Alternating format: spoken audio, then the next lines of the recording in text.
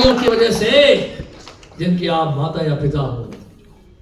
नहीं तो अगर भक्त बनने से किसी को रोकोगे तो उसका परिणाम तो विपरीत भी हो सकता है।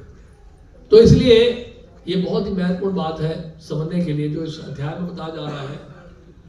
और प्रहलाद महाराज जैसे महाभागवत शुद्ध भक्त देखिए कितने विनम्र है, कितना सहन किया।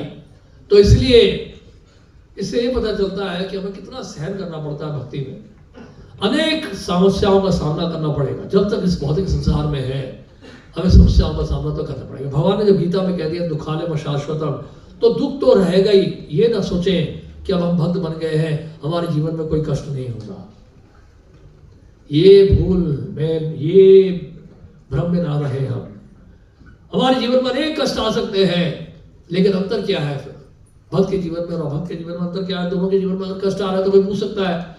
अंतर ये है जब भक्त जो है कष्ट उठाता है तो वो भगवान को धन्यवाद देता है।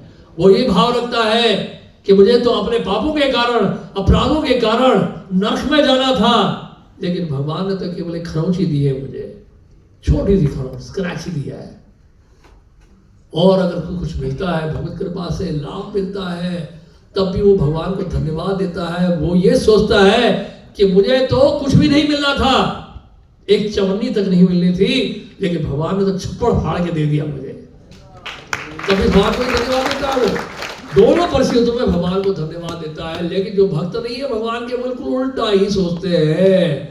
वो सोचते हैं जो अच्छा हुआ है मेरे जीवन में, जो भला हुआ है मेरे जीवन में, वो मेरे कारण हुआ है, और जो कमियां रह गई हैं, जो गलतियां मैंने की हैं, जो नुकसान हुआ है, जो बीमारी हुई है, ये सब उनके कारण है, भगवान के कारण है। ये एक भक्त का विचार होता है कि नहीं?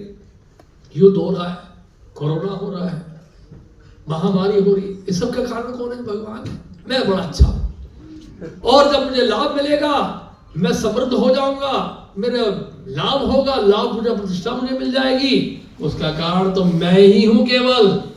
भगवान कहां से बीच में आ गए? हम मेहनत कर रहे हैं, हम मेहनत करते तभी हमें मिल रहा है, इससे भगवान का क्या रोल है? आप लोग तो बस ऐसे ही भावुक लोग हो। तो इस तरह से जो है ये भावना भक्ति होती है। इसलिए भक्त बनना देखिए कितना अच्छा है। भक्त बनते अगर ये भावना जागृत हो जाती है, इस संसार में रहकर भी हम सुखी रह सकते हैं। तो प्रहलाद महाराज देखिए कितने विनम्र हैं, जन कल्याण के लिए हमेशा सोच रहे हैं, दूसरों के बारे में सोच रहे हैं।